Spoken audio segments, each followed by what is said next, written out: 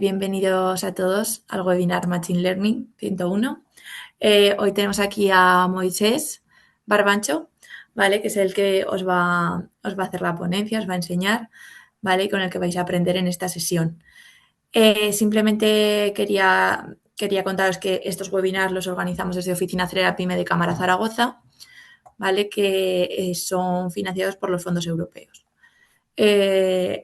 Además de realizar webinar, que tenemos otro de factura electrónica este jueves, al que os podéis apuntar también. Y la semana que viene tenemos el de Data Driven, ¿vale? Además realizamos consultorías, asesorías gratuitas sobre cómo digitalizarme, ¿vale? Si alguien tiene alguna duda, os puedo dejar el formulario de consulta y nos podéis dejar vuestra duda y nos pondremos en contacto con vosotros. Esas consultorías las podemos hacer de forma presencial o incluso por videollamada. O sea que es muy cómodo y lo podemos hacer en cualquier momento. Por esa parte que nos dé reparo solicitarla. Y nada, no quiero haceros perder más tiempo de la presentación, así que ya cuando quieras, Moisés, puedes comenzar. Sí, muchas gracias, Pilar. Y bueno, me presento, soy Moisés Barbancho y hablo en nombre de Kinetic, que es una consultora que se dedica a hacer arquitectura y análisis de datos. Y para hoy tenemos pues, un objetivo principal que es, desde un punto de vista de negocio o más mundano, tratar de llegar a entendernos o comprender ciertos conceptos que son importantes a la hora de solicitar servicios o a la hora de hablar con un equipo de 100% de datos. Veremos que tenemos puntos en común y bueno, y trataremos de entendernos lo mejor posible con ellos y ellos con nosotros. ¿Mm? El contenido pues, se ha distribuido en contexto, qué es y qué no es Machine Learning, dónde se aplica. La parte en rojo es la parte un poquito más intensa de la presentación y haremos como un doble clic en la parte de pues, qué modelos hay, cómo se evalúan y casos reales con ejemplos. Así también no solo nos quedaremos en un modelo simple, eh, en una prueba de conceptos, sino que veremos pues, los casos típicos o los problemas típicos que nos podemos encontrar cuando lo llevamos a producción, qué mentalidad tenemos que tener, qué problemas podemos encontrar ahí y cómo empezar desde hoy. Lo más importante que vamos a ver hoy, o uno de los conceptos más importantes que vamos a ver hoy, es que tenemos que dejar de ver a los datos como simplemente algo estático y tenemos que empezar a activarlos, en el sentido más económico de la palabra. Es decir, los datos a partir de hoy tienen que ser un activo más de nuestra empresa. El ejemplo de este concepto, bueno, hay un caso súper famoso de un banco que gracias a activar esos datos y gracias a cultivarlos y a aprender de ellos, pudo crear un banco nuevo, pudo crear un análisis de datos y pudo crear una nueva línea de negocio. Así también las empresas que utilizan los datos como parte fundamental de su toma de decisiones, pues funcionan con casi un 5% más rápido y a su vez le repercute en conseguir más clientes mucho más rápido. Normalmente el retorno que se obtiene de las herramientas de datos o de aplicar este data-driven mindset, pues es en torno a un 13-1. ¿No? Empezamos un poco más con qué sí que no es Machine Learning y vamos a empezar por lo que no es. ¿Qué no es Machine Learning? Pues no es un LLM, no es ChatGPT, no es Anthropic, no es nada de esto. Tampoco es programación tradicional y no es una infraestructura, no es Big Data como tal. Se basa en ello, se basa en Big Data para poder trabajar con un gran número de datos, pero no es infraestructura. ¿Qué sí es Machine Learning? Pues en muy resumido, es un algoritmo matemático o estadístico que sirve para que otro algoritmo, también un programa de software, pueda aprender de unos datos por sí solo.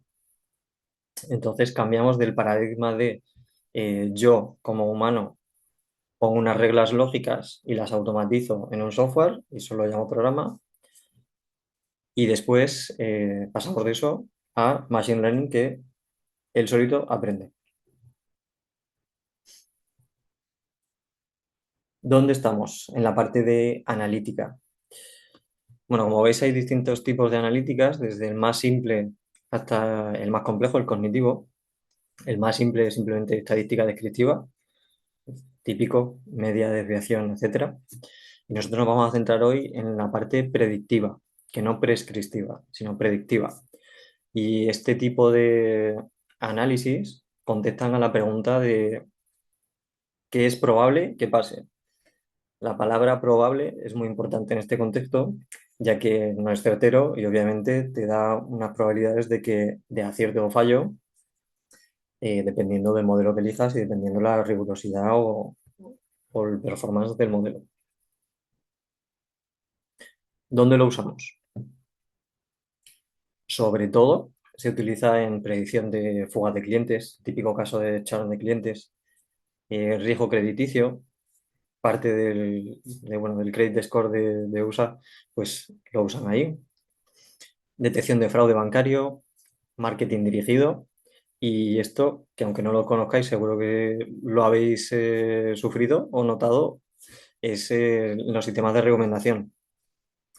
Obviamente los actuales son mucho más complejos de los que vamos a ver o de este simple ejemplo, pero que sepáis que Netflix, Amazon, Spotify lo llevan usando muchísimo tiempo y, y la parte fundamental teórica está aquí y es esto. Motor técnico. Vamos a ver un poquito más, entramos un poco más en detalle. He estructurado, como hay varios conceptos que se pueden casi mezclar, he estructurado un poco en distintos bloques las partes más importantes a la hora de afrontar un problema de Machine Learning desde el punto de vista de negocio, que tenemos que tener en cuenta y cómo valorar y cómo ver ese impacto que podemos sufrir en el caso de que sea negativo o que podemos aprovecharnos de él en el caso de que sea positivo. Vamos a empezar desde el problema, vamos a ver los datos, modelos y las métricas usadas para valorar esos datos. Después vamos a ver el valor esperado, que es añadir la dimensión económica como consecuencia de la dimensión económica de impacto y después el despliegue. Empezamos. Esto es metodología CRISP-DM. Es una metodología bastante básica. No es nada para nada complicado, simplemente son una secuencia de pasos lógicos, con mucho sentido, por cierto. Y ya digo, es una metodología súper básica. Por lo tanto, si en algún momento habláis con algún data science o algún equipo de datos y no sabéis qué es esto, no perdéis el tiempo hablando con él o con ellos. Empezamos siempre desde la parte de negocio y comprendiendo el negocio. Hay una frase que a mí siempre me gusta decir y es que negocio no paga por tecnología, sino negocio siempre paga por problemas de negocio resueltos, posiblemente mediante la tecnología o mediante otra cosa, pero no tecnología por tecnología como tal. Entonces siempre hay que partir de negocio, siempre hay que entender las dimensiones económicas y los datos de negocio.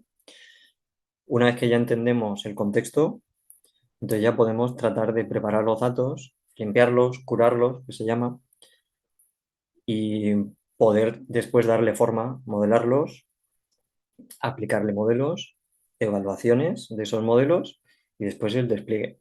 Como veis es cíclico y bueno, consiste en sucesivas iteraciones hasta alcanzar el punto óptimo con el que el negocio esté de acuerdo o un punto técnico, un punto óptimo técnico.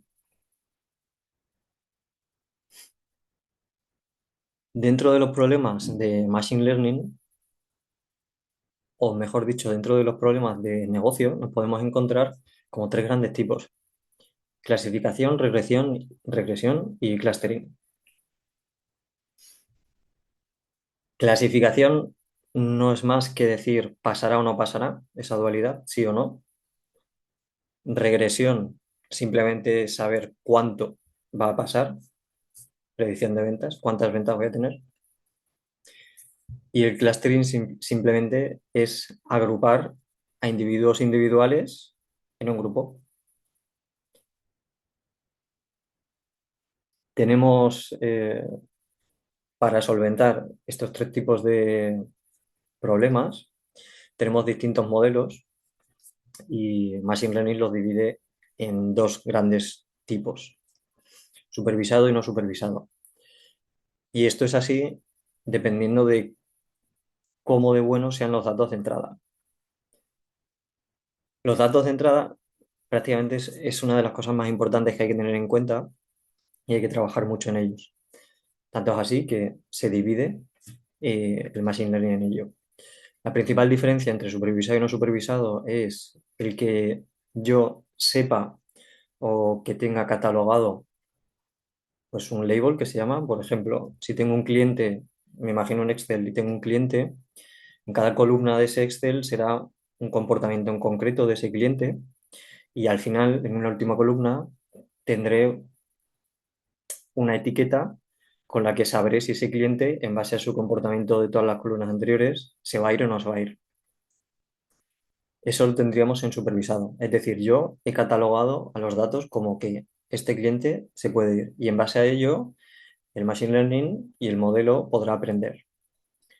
En el caso en que no tengamos esa etiqueta, entonces será un Machine Learning no supervisado.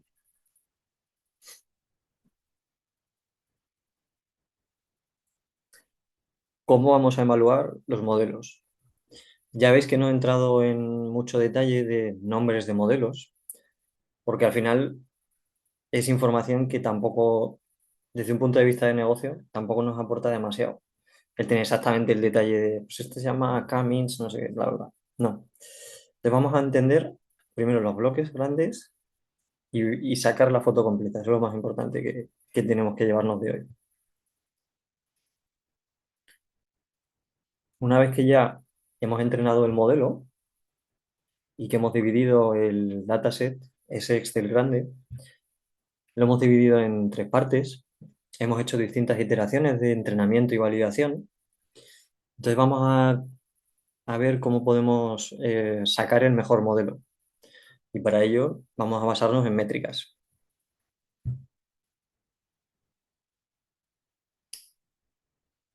Las métricas serán asignadas o, bueno, hay distintas métricas dependiendo el caso de negocio que queramos resolver, ¿no? Entonces ya hemos visto que tenemos tres casos de negocio, regresión, clustering y clasificación. Y en el primero, para regresión, como aquí lo que se trata de validar es pues un valor, lo que se trata de predecir es un valor numérico, cuánto voy a tener de ventas, cuántos clientes se pueden ir en total. Realmente las métricas van muy alineadas con eso. Entonces lo que se trata aquí es de entender o ver la diferencia que tenemos entre el valor predicho y el valor real.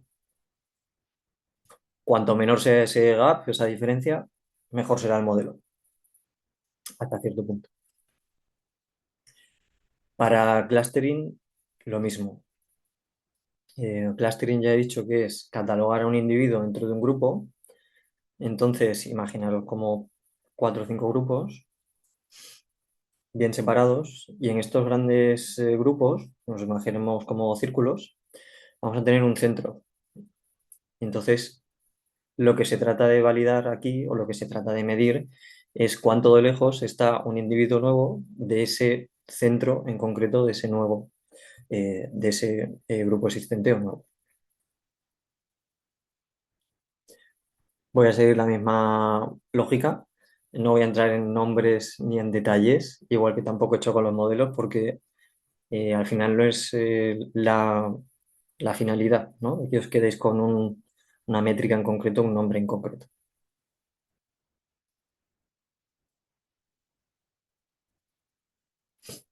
Vamos con los sistemas de clasificación.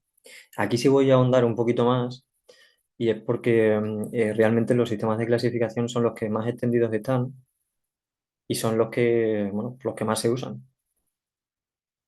Entonces, Para saber si un modelo de clasificación es bueno o no, tendremos en cuenta distintas métricas. Son las siguientes. Haremos, mediante el entrenamiento y los test, crearemos una cosa que se llama matriz de confusión.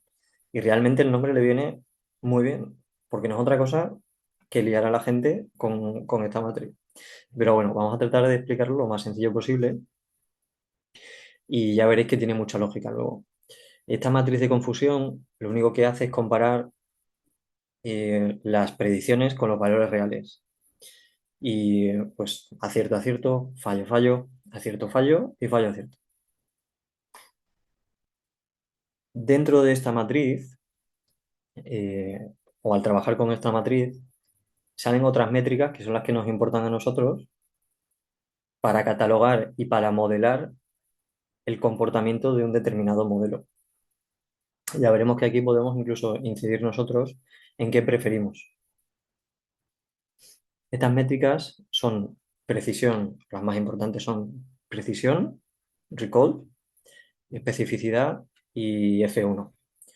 La precisión no es más que el porcentaje de acierto sobre las predicciones positivas y el recall, aunque parezca un juego de palabras, es el porcentaje de positivos reales. Así también tenemos la especificidad, que es el porcentaje de verdaderos negativos reales identificados correctamente, y F1 es simplemente una media armónica de precisión y recall. La F1 se utiliza sobre todo para tener, o para cuando hablamos de un modelo, no hablar de dos, tres, cuatro métricas, sino hablar simplemente de uno. Este modelo tiene una F1 de tanto. Os decía que es de negocio. Una de las decisiones que tenemos que tomar es tratar de amoldar el comportamiento de ese modelo a nuestro caso de uso en concreto. Y eso lo haremos mediante el recall y la precisión. Tendremos que hacer tenemos que decidir a qué darle preferencia o a qué darle más importancia. Entonces, ¿cuándo debemos priorizar el recall? Pues cuando el coste de un falso negativo es alto. Por ejemplo, en el caso de un diagnóstico médico, prefiero tener a más gente dentro de ese diagnóstico porque ya sé que no solo me voy a valer de una sola prueba, sino de varias, y prefiero estudiar al máximo de personas para no dejarme ninguna fuera, porque le puede causar un daño importante. Así también, cuando debemos priorizar la precisión como tal, pues cuando el coste de un falso positivo es alto. Por ejemplo, un fraude bancario. En este caso, un positivo se da muy poco me lo invento, dentro de 100 posibles casos, igual tenemos solo uno, pero ese uno lo quiero coger muy bien. Bueno, continúo. Dentro también de la clasificación o de los problemas de clasificación, debemos tomar otra decisión de negocio. Y esta es el umbral de decisión. Y no es otra cosa más que fijar un límite a partir del cual le empezamos a hacer caso al modelo. Por ejemplo, tengo un aerogenerador en mitad del mar y necesito enviar un técnico a que vaya y lo arregle. Y estoy tratando de predecir cuándo va a fallar. En este caso, necesito tener cierta fiabilidad y que esa fiabilidad sea alta para no enviar al técnico en vano. Entonces diré que para mí mi umbral de decisión va a ser que si el modelo no me da un 80% de fiabilidad o de probabilidad de que algo pase, no voy a enviar a mi técnico a mitad del mar porque me resulta muy caro. Y lo mismo, en el caso bancario, mi límite de precisión, perdón, mi límite de decisión será muy bajo porque prefiero estudiar más casos que no dejarme ningún falso positivo fuera, ¿no? Ningún positivo fuera. En este caso, gracias a estos umbrales y gracias a la matriz de confusión, construimos esta curvita que cuanto más lejos esté de la parte central significa que ese sería nuestro umbral de decisión óptimo y la parte central no es más que la aleatoriedad, es decir, dejar al umbral de decisión en 50%, ¿no? A partir de 50% le hago caso y por debajo de ahí no. Esta curva se llama curva Receiver Operative Characteristics y bueno, pues sin más, porque lo tengáis en cuenta. También está la curva de Lift, que esto simplemente es comparar eh, mi modelo con la aleatoriedad. Es decir, si yo me pongo a llamar a 10 clientes, igual uno se quiere ir y por suerte lo he cogido. Pues esta curva nos demuestra o nos dice una forma de visualizar cuánto de bueno es más el modelo que yo funcionando sin ningún tipo de herramienta más.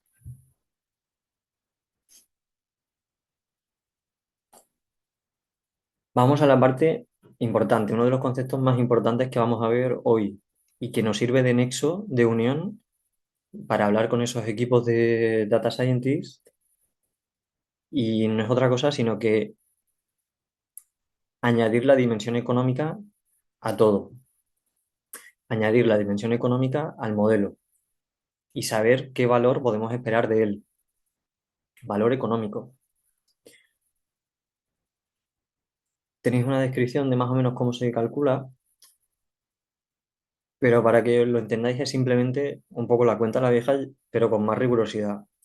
Entonces, lo que tratamos de hacer es calcular las probabilidades de acierto y de fallo, valorarlas y después saber, bueno, después sumarlas todas, ¿no? Después saber qué valor podemos esperar de ese modelo. Para un modelo A que tiene muchos fallos o menos, podemos esperar 100 unidades económicas. Si lo comparamos con otro, ¿qué valor me va a dar ese?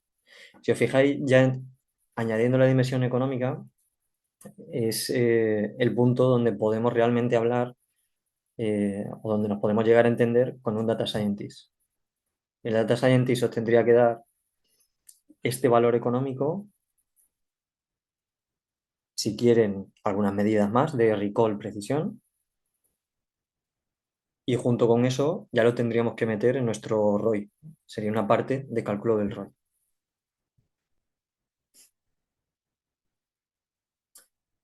Vamos a ver casos reales de uso y bueno, empezamos por el más sencillo de todos, que es la precisión de ventas, o la predicción de ventas, perdón. Como veis, los bloques siguen siendo los mismos. Empezamos por el problema. Se trata de saber cuánto se va a vender para no tener ni sobrestock ni roturas de stock. El problema a resolver es de regresión, porque quiero saber cuánto en concreto, no si pasará o no, sino cuánto voy a tener de venta. Vamos a aplicar unos modelos y después unas métricas a esos modelos. Como es precisión de ventas, vamos a ver la diferencia entre el valor predicho y el real, aplicando las métricas que hemos visto antes. Vamos a valorar el valor esperado y vamos a ver el impacto que tenemos.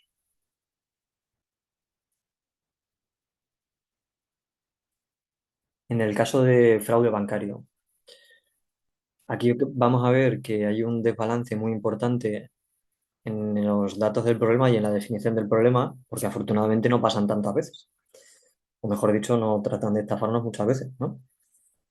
O al banco. Entonces, bueno, hay que aplicar otros algoritmos ahí para balancear esos datos. Pero bueno, como vemos, es un problema de clasificación, porque vamos a ver si pasa o no pasa. ¿Nos tratan de hacer fraude o no? Problema de clasificación, métricas de clasificación, recall, precision. Y aquí tendremos que ver el trade-off que hacemos, que es la decisión que hacemos, ¿no? Cómo queremos amoldar el funcionamiento de este modelo a nosotros. En este caso nos interesa mucho priorizar el recall, porque así tendremos como mayor sensibilidad a los positivos reales. Cogeremos más positivos y después lo estudiaremos. Añadimos la dimensión económica fijamos el umbral óptimo, umbral de decisión óptimo, y después le damos sentido al impacto que vamos a tener.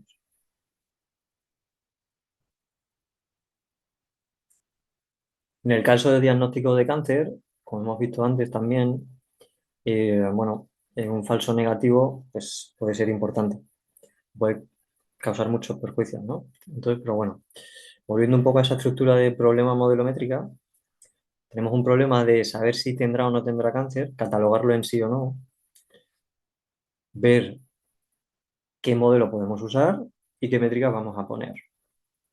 En este caso, las métricas ya veis que son casi siempre las mismas.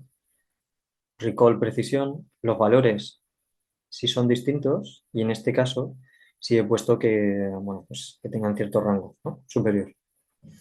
Entonces aquí tendremos que darle muchísima prioridad a lo que es el recall para también tener esos eh, positivos o más positivos dentro de nuestra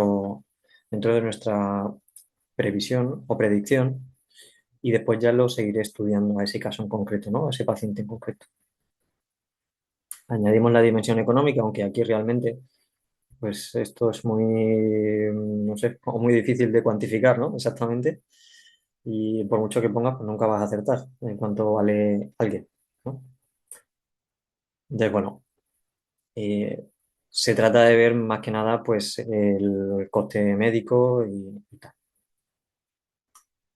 El umbral, como veis, es súper bajo. Prefiero tener a muchos positivos y después estudiarlos con otras pruebas que a dejarme a alguien fuera. Obviamente el impacto que tiene esto es que pues, la detección temprana, pues, bueno, la probabilidad de supervivencia pues, es mucho más alta.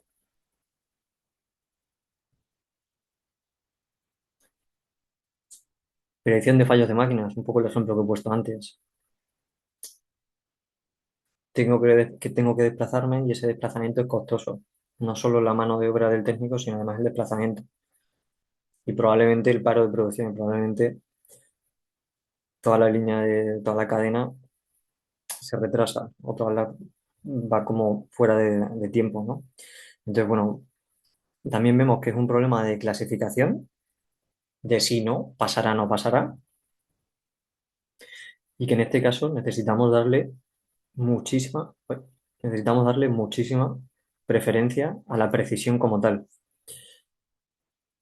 Necesito tener como una fiabilidad muy grande, muy grande, muy grande, y prefiero dejarme un positivo real fuera, porque si pasa de verdad, me llamarán e iré.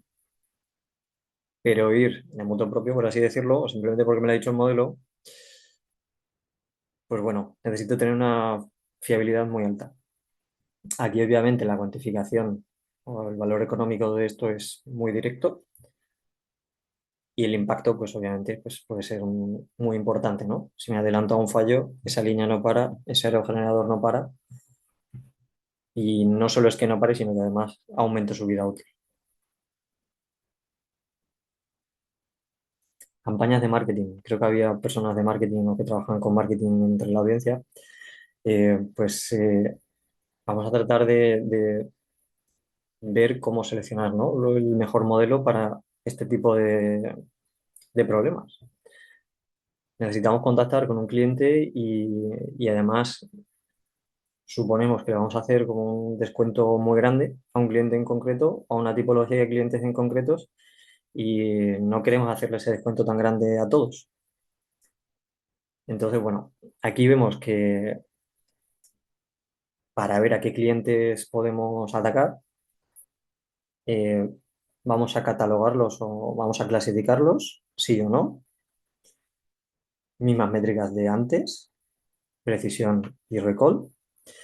Y aquí vemos como la precisión es lo que necesitamos sí o sí tener y dar preferencia, ¿no? Un poco con la analogía del técnico de antes. Como ese descuento que vamos a hacer a ese cliente o esa campaña de marketing es costosa, prefiero no hacerle ese descuento a muchos clientes, prefiero dejarme un cliente fuera, eh, porque ya te digo, o la campaña es muy costosa o el descuento va a ser muy grande. El impacto económico también es directo. El valor esperado, obviamente, lo metemos dentro de nuestro ROI para esa campaña de marketing o esa actuación y, bueno, y valoramos y medimos el impacto.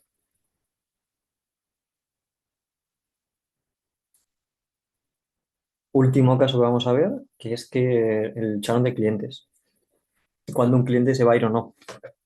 Tengo que hacer una actuación de fidelización o no. Pues en este caso, el problema también es de clasificación. Como veis, casi todos son de clasificación porque son los que más se usan y son los que más extendidos están.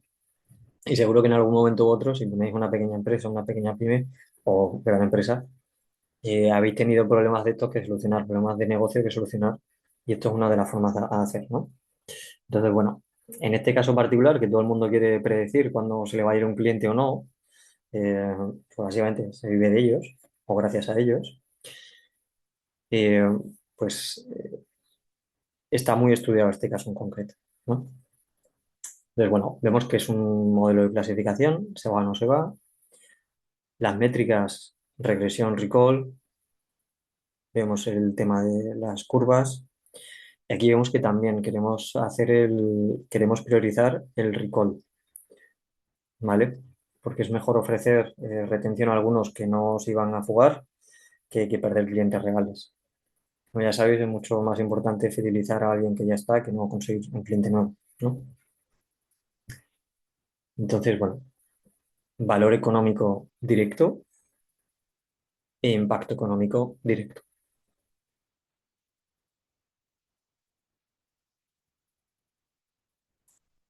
Vamos a hablar ahora de cómo llevar estos modelos que hemos visto y vamos a tratar de integrarlos dentro de nuestra propia operativa. Vamos a ver cómo funciona, qué problemas nos solemos encontrar y cómo más o menos debemos proceder, ¿no?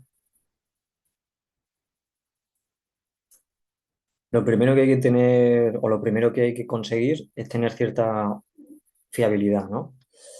Para que al final el usuario final, si yo como top management estoy diciendo que se aplique algo, lo más probable es que el resto de compañeros necesiten tener cierta certeza de que eso que va a aplicar es correcto. Y no les sirve simplemente que un modelo haya dicho que tiene un 90% de acierto. Entonces, bueno, hay que ir un poquito más allá y hay que saber el por qué ese modelo llega a ese 90%. Y aquí es donde entra la explicabilidad del modelo. Como ya sabéis y hemos dicho antes, esto no es más que algoritmos matemáticos ayudando a otros algoritmos a aprender por sí mismos. Entonces, hay muchos algoritmos y hay muchos problemas que ya están y modelos que ya están muy estudiados y que se sabe perfectamente que si pongo A voy a obtener B. Entonces, estas reglas internas, pues bueno, tienen una explicabilidad directa. En este caso de modelos que ya sabemos cómo funcionan, ¿no? En el caso de regresión logística y random forest. El primero, sobre todo, se usa pues, para ver eh, ventas o stock, ¿no? En el caso de que haya trabajado con un modelo un poquito más complejo, un poco más abstracto, que no tenga esa aplicabilidad tan directa, hay distintas tecnologías y distintas técnicas que nos ayudan a entenderlos mejor, porque al final si vamos a un banco y pedimos una hipoteca, ellos van a hacer esto, nos van a ver con modelos de machine learning, más probable que ahora ya con IA generativa, etcétera, etcétera, y ellos, para decirnos sí o no, nos la aceptan o no, también necesitan entender el por qué no la están aceptando o no.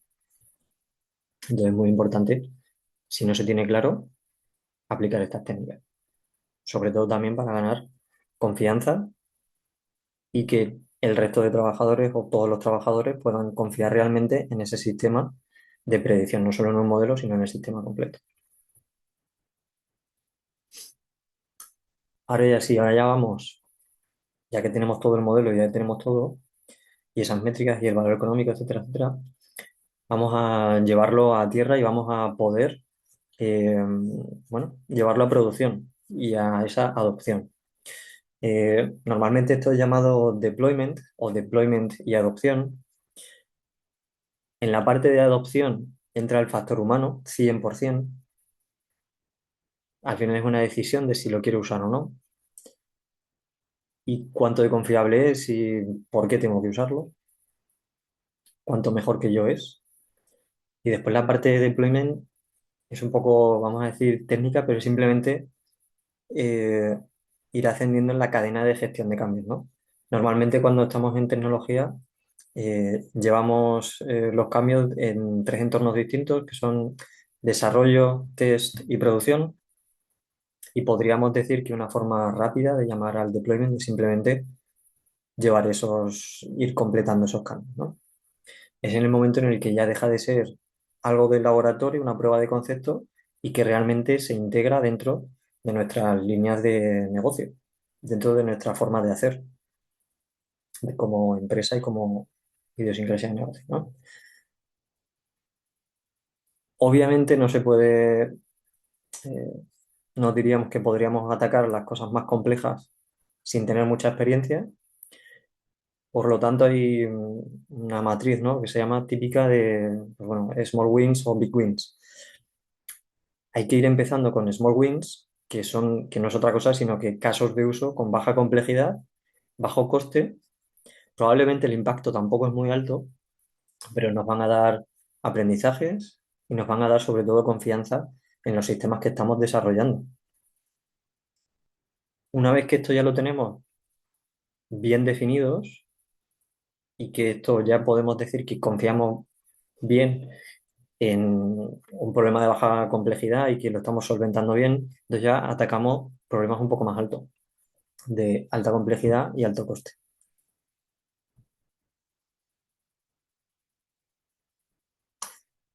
Una vez que ya tenemos el modelo integrado en nuestro sistema de hacer, nuestra forma de hacer, lo tenemos que monitorear muy bien, porque no nos olvidemos que todos los datos que ya han sido entregados, que han sido enviados para el modelo, para que el modelo se entrene y se valide, etcétera, etcétera, han sido creados por humanos o por máquinas que se desgastan.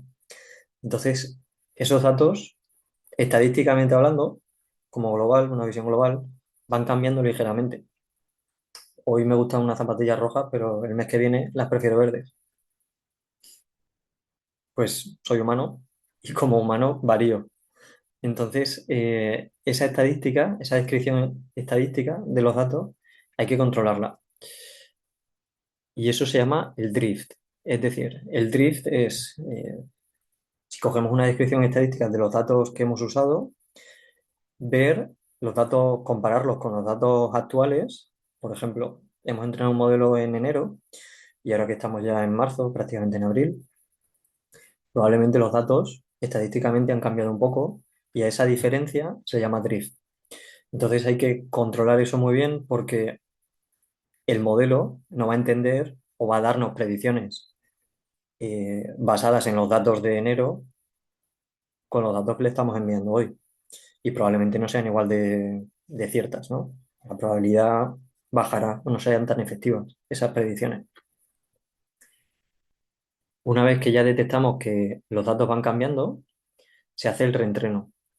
Este reentreno eh, se puede hacer o simplemente por reglas lógicas de detectamos que el drift es mayor que tanto y por lo tanto reentrenamos. Se puede hacer por periodicidad. No, yo, aunque el drift no sea muy alto, como quiero que mi modelo sea lo más fiel, o las predicciones sean lo más fidedignas a la realidad posible, entre en el modelo cada cuatrimestre, por ejemplo, o cada mes, o podemos tener empresas que los entrenan todos los días. Esto pasa en grandes empresas con, obviamente, otros recursos, otro nivel de recursos, que prefieren que sus modelos tengan la última, siempre capturen la última tendencia que puedan. Entonces se hace así.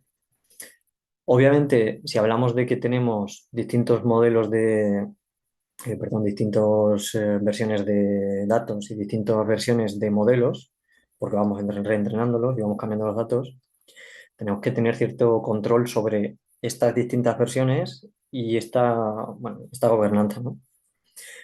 Entonces, se llama Model Registry a simplemente pues, un histórico de qué modelos y qué datos se han ido usando, qué datasets con qué modelo y qué valores asociados a ese modelo, sean parámetros o sean métricas, y, y ir traqueando todo eso. Nos sirve sobre todo para saber si lo vamos mejorando, si vamos empeorando, si hacemos ensayo-error, vamos probando, sí, ¿no? A ver cómo podemos ir afinando nuestra metodología, esa metodología de inicio iterativa, para al final conseguir bueno, pues que nuestras predicciones sean lo más reales posibles.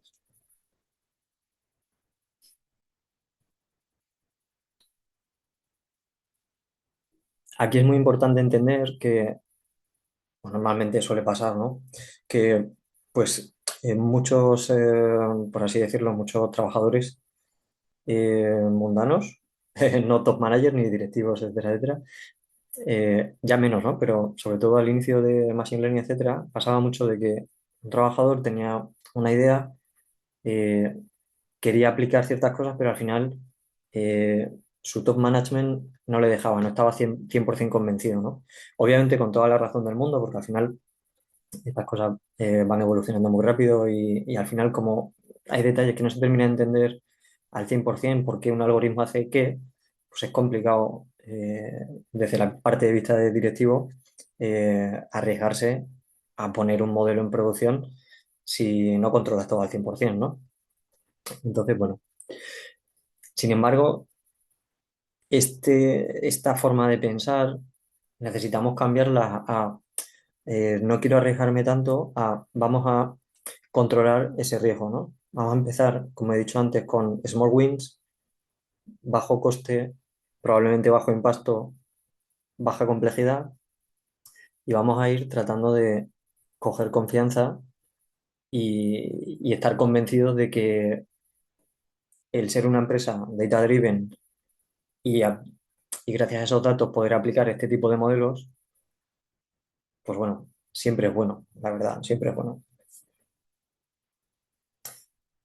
Los roles que vamos a necesitar en el equipo para que, mínimo, por así decirlo, para que tener un equipo de data potente, pues seguro, sí o sí, necesitamos un data scientist. Aquí hay algunos valores, pero obviamente, pues cada uno en base a su experiencia puede tener un coste u otro, ¿no? Para un presupuesto en concreto. No. Normalmente suelen ser personas que vienen de estadística, de computing science, ¿no? Que han estudiado informática o de matemáticas o físicas.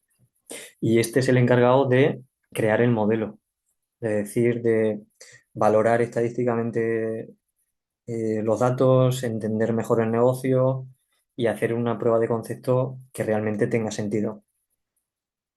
Después está soportado por otros dos roles, que sería el Machine Learning Engineer, que lo que se trata es de desplegar ese modelo, de hacer ese paso a producción del modelo, ¿no? Integrarlo en sistemas de producción ya. Integrarlos, por ejemplo, en nuestro ERP o integrarlos en nuestro SharePoint o crear pequeños robots para que en base a en base a ciertas casuísticas se active nuestro modelo o no. Bueno, y así también este es eh, un rol un poco más nuevo, pero que realmente es la evolución de este rol de ML Engineer, que solo trataba de desplegar las cosas y aquí no solo las despliega, sino que además las automatiza, lo integra, ayuda a que la gestión del cambio y la gestión de la innovación sea más rápida con este Continuous Integration, Continuous Development. Eh, bueno,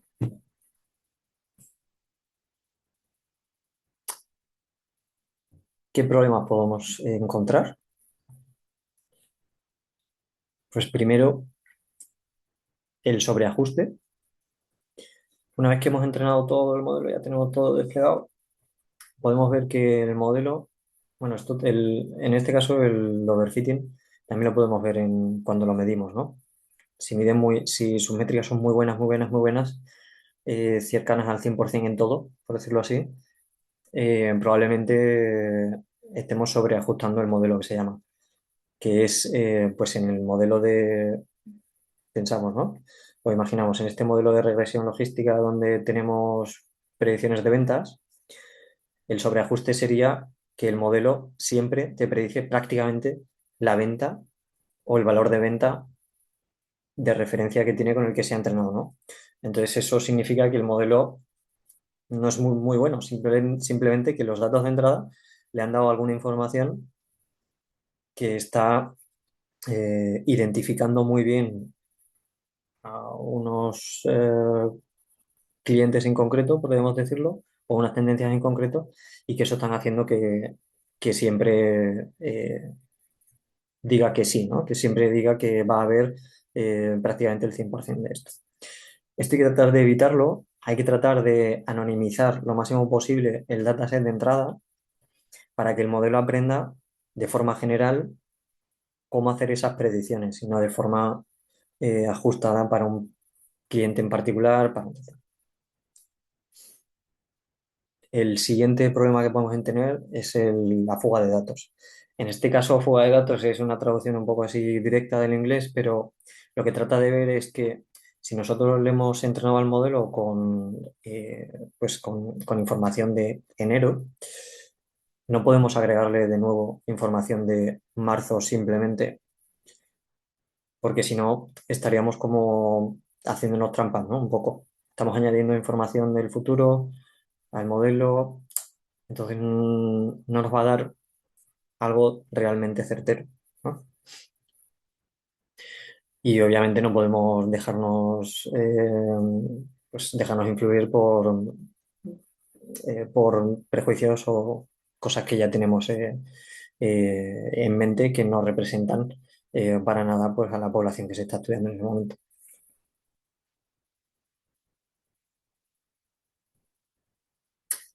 ¿Cómo empezamos? Pues realmente quiero que os quedéis también con otra idea, y es que la IA no es siempre la solución. Por poner un LLM o por poner un Machine Learning a funcionar, no vamos a mejorar las cosas siempre y al 100%. Entonces hay que empezar, como he dicho antes, pequeñas victorias, ¿no? Vamos a tratar de incluir a Power BI o Excel en nuestra rutina de toma de decisiones. Ambos dos ya tienen dentro, o son herramientas que ya tienen dentro, herramientas para hacer cierto Machine Learning. Obviamente es bastante limitado porque al final es simplemente darle un botón, no tienes ningún tipo de contexto más, pero los dos te dan esa flexibilidad o al menos ese punto, esa puerta de entrada al no solo hacer una estadística descriptiva en Excel, que seguro que todos lo habéis hecho, sino además clicar el botoncito de vamos a ver el qué pasa, o gestión de escenarios, qué pasa si, o gestión de forecast. Predíceme las siguientes dos iteraciones, ¿no? Predíceme, estoy en marzo, pues predíceme abril y mayo. Entonces, este tipo de herramientas lo tienen los dos, lo tienen tanto Excel como Power BI y, y serían unas small wins que podríamos básicamente empezar dentro de un rato a utilizar y a coger y a empezar a trastear o cacharrear, como yo le digo, para poder realmente empezar a familiarizarnos y cambiar esa mentalidad de tengo simplemente un Excel vamos a saber cómo o vamos a tratar de activar esos datos y cómo podemos sacarle más jugo de esos datos. Y por mi parte, ya estaría. ¿Tenéis alguna duda? Oye, Moisés, ha estado genial. Ahora, si queréis, podéis abrir micros y preguntarle directamente Ujú. o lo podéis poner por el chat, como prefiráis. De momento, por el chat no tenemos nada. Espero que haya quedado claro. A ver, he tratado de, bueno, de no entrar en mucho tecnicismo ni en cosas un poco abstractas, pues que al final eso se olvida al día siguiente. Entonces, pues bueno, espero que haya sido útil y, y cualquier duda, pues aquí estoy. Ujú. Claro que sí, si no, si nos hacen llegar alguna duda, te la podemos reenviar. Ujú.